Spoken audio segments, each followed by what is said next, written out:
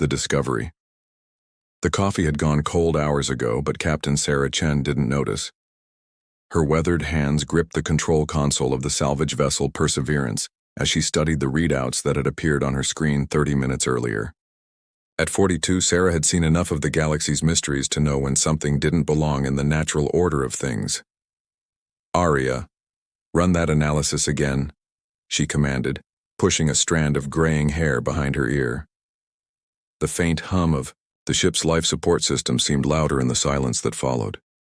"Captain, I've run the analysis 17 times, came the reply from her AI companion. Area 7's voice carried a hint of exasperation that the programmers swore was impossible. The signal originated from grid section 847 Delta, approximately 4 light hours from our current position. Energy signature remains consistent with no known human or documented alien technology." Sarah leaned back in her pilot's chair, the worn leather creaking under her weight. She'd been working the outer rim salvage routes for 15 years, ever since the corporate wars had made honest work scarce in the inner systems. In all that time, she'd never encountered anything that made her scanner arrays behave like this.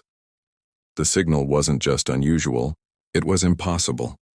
The energy reading suggested technology that operated on principles human science barely understood. More troubling still, the signal seemed to be growing stronger, as if whatever was transmitting it was becoming more active.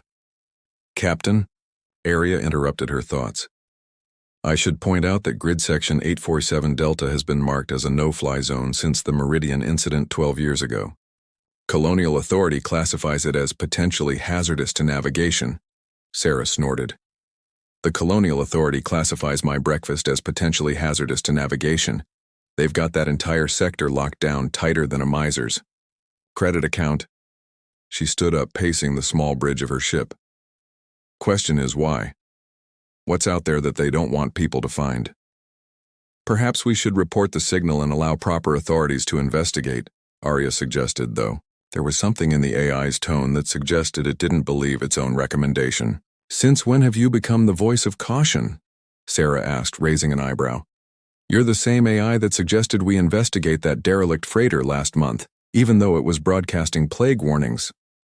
"That situation yielded a profit of 47,000 credits," Arya replied defensively.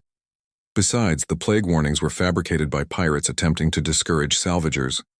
Sarah grinned. Arya had been her companion for 8 years now, ever since she'd found the damaged AI core floating in a debris field. Most salvagers preferred simple navigation computers, but Sarah had always been drawn to the unusual. She'd spent 6 months and most of her savings repairing Arya's systems, and the AI had more than repaid that investment with its unconventional problem-solving abilities. "Set course for grid section 847 Delta," Sarah decided, settling back into her chair. "Best possible speed. Captain, I feel obligated to point out that investigating restricted zones without proper authorization could result in the confiscation of our vessel, substantial fines, and potential imprisonment. Arya, in the 8 years we've been working together, when have I ever made a decision based on what's legal versus what's profitable?" "Never, Captain." Adjusting course now. The Perseverance wasn't much to look at.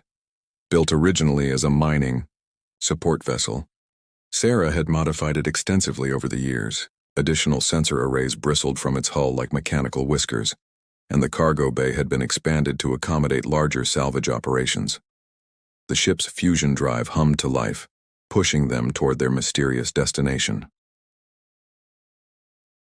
4 hours later, they dropped out of hyperspace at the edge of grid section 847 Delta. Sarah's scanner displays immediately lit up with contacts, but not the kind she was expecting. Instead of the usual scattered debris and abandoned installations that marked most restricted zones, her sensors showed something that made her breath catch in her throat. "Arya, are you seeing this?" "Affirmative, Captain. Long-range sensors detect a structure approximately 12 kilometers in length. Configuration does not match any known human vessel designs." Sarah leaned forward, studying the readings. The object wasn't just large, it was massive beyond anything humans had ever constructed. The energy signature that had drawn them here was emanating from its core, pulsing in a rhythm that reminded her unnervingly of a heartbeat. "Take us in closer," she ordered, but keep us at maximum sensor range. If that thing so much as hiccups, I want room to run." As they approached, the true scale of the derelict became apparent. It wasn't built like human ships, with clean lines and geometric efficiency. Instead, it seemed to flow, its hull covered in organic curves and flowing patterns that suggested it had been grown rather than constructed. Sections of the hull appeared to be semi-transparent, revealing internal structures that pulsed with bioluminescent light. "Captain," Aria's voice carried a note of uncertainty. "The structure appears to be partially organic. Energy patterns suggest biological processes are still active within the hull." "You're telling me that thing is alive?" "Not entirely. Readings suggest a hybrid of organic and technological components. It's unlike anything in my databases." Sarah activated the ship's external cameras, zooming in on the alien vessel's surface. What she saw made her skin crawl and filled her with wonder in equal measure. The hull wasn't just organic in appearance, it was covered in what looked like a circulatory system, with channels that carried glowing fluid throughout the structure. "Look at those patterns," she whispered, tracing the flowing lines on her display. "It's beautiful and terrifying at the same time. Captain, I'm detecting movement within the structure. Whatever biological processes are active, they appear to be responding to our presence." Sarah's hands moved instinctively to her weapon controls, then stopped. The alien ship wasn't targeting them or powering weapons. Instead, sections of its hull were shifting, revealing what looked like sensor arrays that turned in their direction with deliberate intent. "It knows we're here," she said, quietly. "Confirmed. The structure is actively scanning our vessel. However, the scans appear to be passive observation rather than targeting assessment." Sarah made a decision that would change everything. Instead of retreating, she powered down her weapon systems and activated the ship's communication array. If the alien vessel was trying to understand them, maybe they could return the favor. "Aria, I want you to transmit a basic mathematical sequence. Prime numbers, starting with 2. Let's see if anyone's home."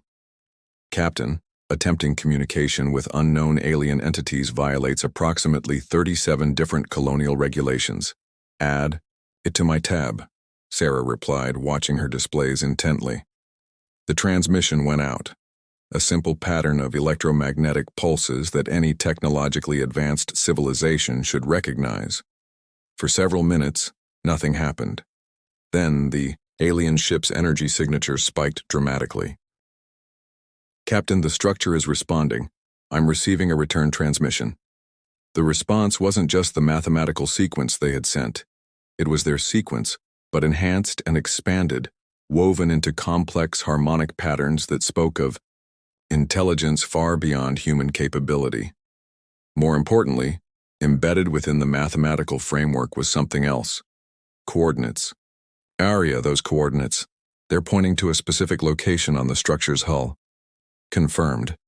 The transmission appears to be an invitation."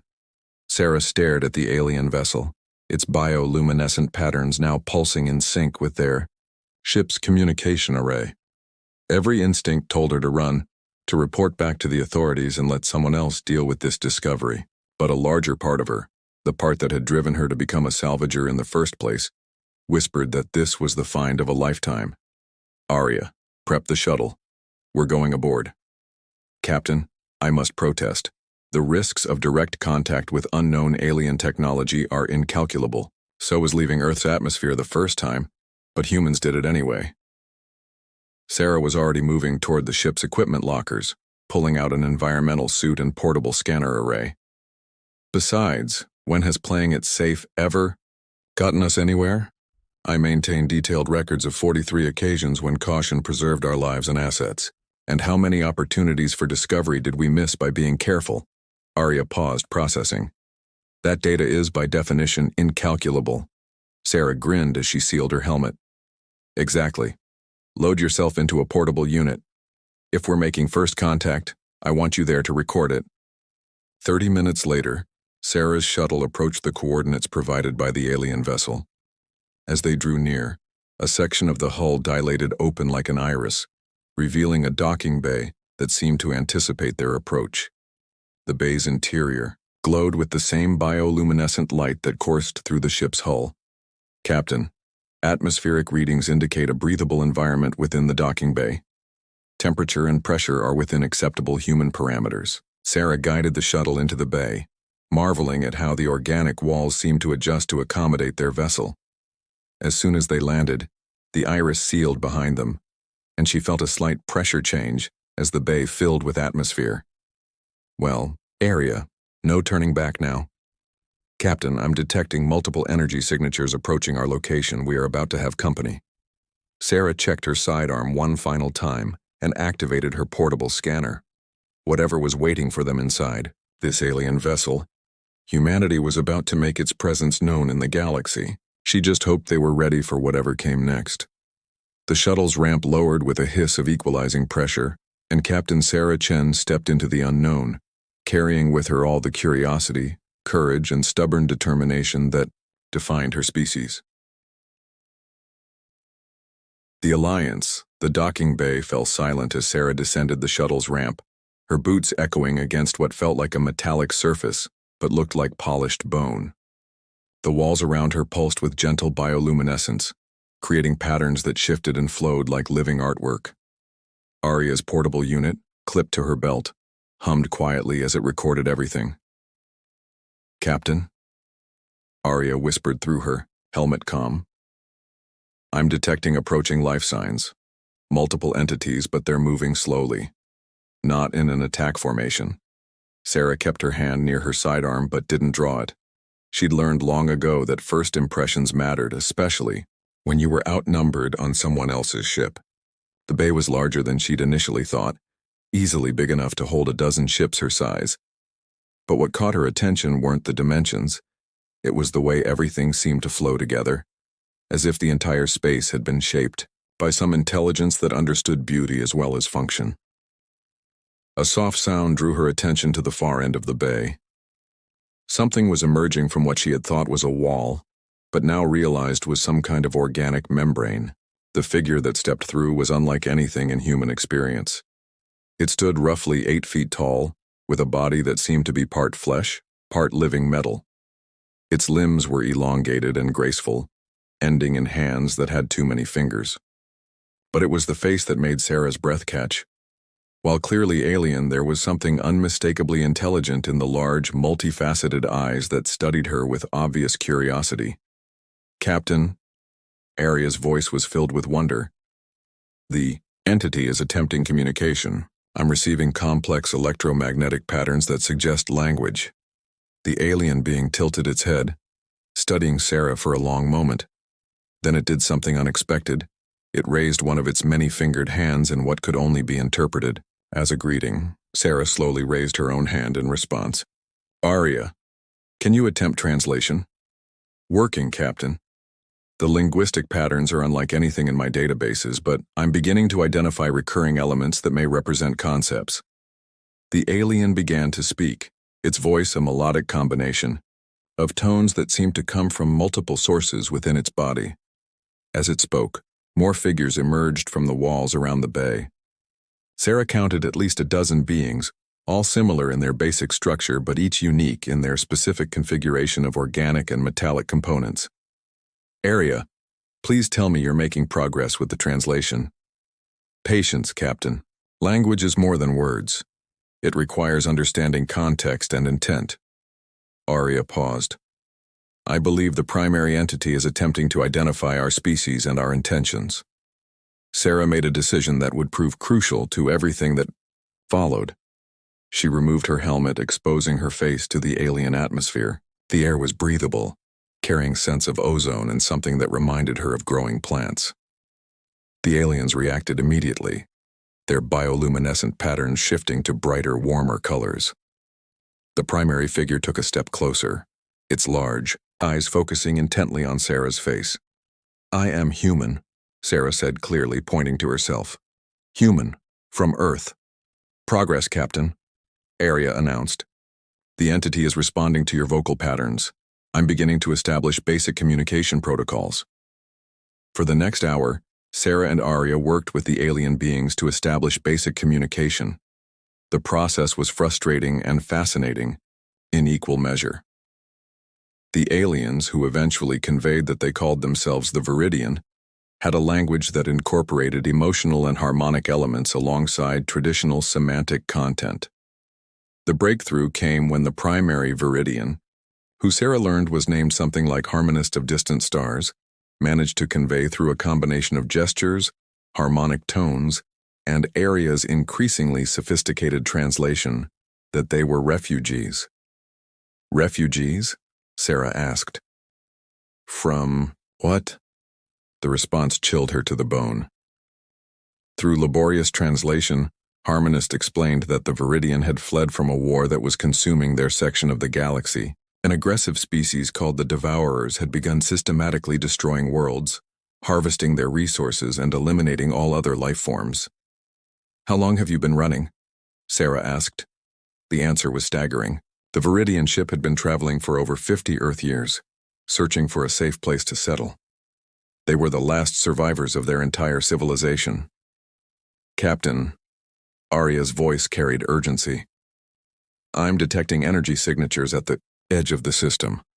Multiple contacts approaching fast. Harmonist's bioluminescent patterns shifted to deep red, and every Viridian in the bay suddenly became agitated. The ship's own bioluminescence began pulsing rapidly, and Sarah felt a vibration through the deck plates. They found us, Harmonist managed to convey through Aria's translation. The Devourers. They followed our energy trail. Sarah's mind raced. Her little salvage ship was no match for whatever was approaching. The Viridian vessel was massive and clearly technologically advanced, but Harmonist had made it clear that they were refugees, not warriors. Their ship was designed for survival, not combat. How many ships? Sarah asked Aria. Long-range sensors detect at least 12 contacts, Captain. Energy signatures suggest vessels significantly larger than our own. Sarah made another decision that would define not just her fate, but potentially the future relationship between humans and the wider galaxy. She activated her ship's communication array and sent a transmission that would reach human space within hours. This is Captain Sarah Chen of the independent vessel Perseverance. I am transmitting from restricted space with urgent information regarding potential alien contact. Colonial Authority, please relay to Earth Central Command. First contact established. With refugee species fleeing aggressive alien force, immediate military assistance required. Harmonist watched her with those large, multifaceted eyes. Through Aria, it asked, You call for help? For us? That's what humans do, Sarah replied simply. We help those who need it. But help was hours away, and the Devourer ships would arrive in minutes. Sarah studied the tactical display Aria had created, showing the approaching enemy formation. 12 ships against one massive but non-military vessel, and her own tiny salvage ship. The math was simple and discouraging. Aria, what are the Viridian ship's capabilities? Based on my analysis, Captain, the vessel appears to be primarily biological in nature. It has remarkable self-repair capabilities and efficient resource utilization, but limited defensive systems. Sarah looked at Harmonist, then at the other Viridian gathered around them. These beings had fled across the galaxy to escape extinction. They deserved better than to die in an empty star system so close to potential salvation. Harmonist, she said through Aria's translation, your ship, can it merge with other technology? The aliens' patterns shifted to what Sarah was learning, indicated confusion. Your ship is biological, partly alive, Sarah continued, her mind working furiously. My ship is mechanical, but it has weapons and shields. What if we could combine them somehow? Harmonist's bioluminescence suddenly flared bright white, and it began communicating rapidly with the other Viridian. The conversation was too fast for Aria to translate in real time, but Sarah could see the excitement in their body language. Captain, Aria announced, the Viridian are discussing something called neural bridging. It appears to be a process where their biotechnology can interface directly with mechanical systems. Can they do it with our ship? They believe so, but the process has never been attempted with human technology. The risks are considerable. Sarah looked at her chronometer. The Devourer ships would be in weapon range in less than 10 minutes. Harmonist, we don't have time for safe. Can your ship connect with mine? Share its abilities? The response was immediate. Harmonist gestured, and several other Viridian began moving toward the bay where Sarah's shuttle waited. As they moved, the ship itself began to change around them. Organic conduits extended from the walls, reaching toward the shuttle with obvious intent. Captain, I strongly advise against allowing alien biotechnology to interface with our ship's systems. Arya, do you have a better plan for surviving the next 10 minutes? No, Captain. Then we try it their way. What followed was unlike anything in human experience. The Viridian bioconduits attached to Sarah's shuttle, and she felt more than saw her ship being absorbed into the alien vessel. But it wasn't destruction, it was integration. Through the transparent sections of the Viridian hull, she could see her shuttle's hull being restructured, its mechanical components merging with organic systems. Captain, I'm receiving data streams I've never encountered before, Arya reported, wonder clear in its voice. The Viridian ship is sharing its consciousness with our systems. I can sense its thoughts, its memories of traveling between stars. Sarah felt it too, through her suit's connection to Arya. Suddenly she was aware of the vast ship around her not as a vessel, but as a living entity with hopes and fears. She could sense its exhaustion from 50 years of flight, its determination to protect the last of the Viridian people. Devourer ships entering weapons range, Arya announced, but there was something different in its voice, something that hadn't been there before. Sarah looked at her scanner display and gasped. Her small salvage ship's energy signature had multiplied tenfold. The biomechanical fusion had created something entirely new, a vessel that combined human, military technology with Viridian biological adaptability. Harmonist, are we ready? The alien's response came not through Arya's translation, but directly into Sarah's mind through the neural link the ship had created. We are ready, Sarah, who calls for help. Let us show these devourers what happens when they threaten those under our protection.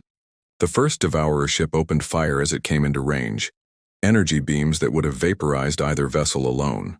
But the merged ship was something neither enemy had encountered before.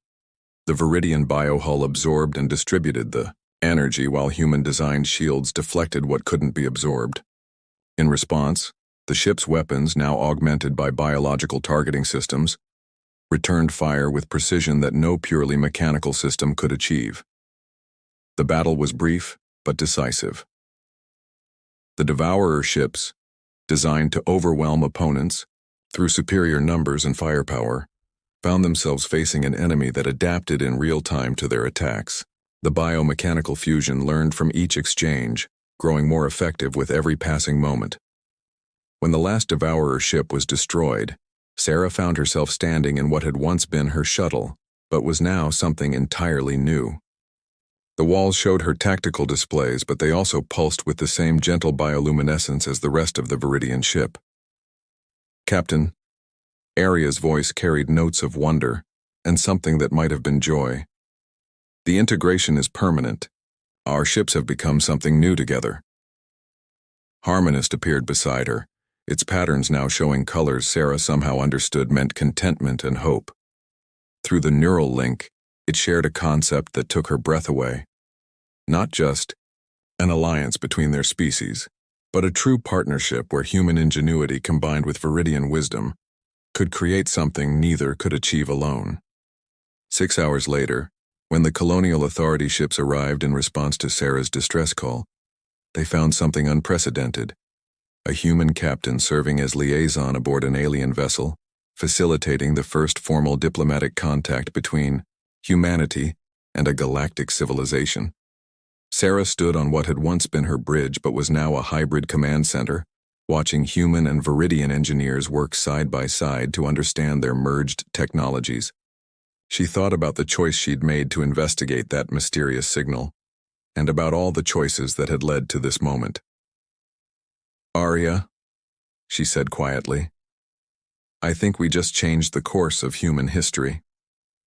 Indeed, Captain. And I believe it was changed for the better. In the depths of space, the impossible ship continued its journey toward Earth, carrying not just refugees seeking sanctuary, but the promise of a future where humanity would not face the galaxy's challenges alone.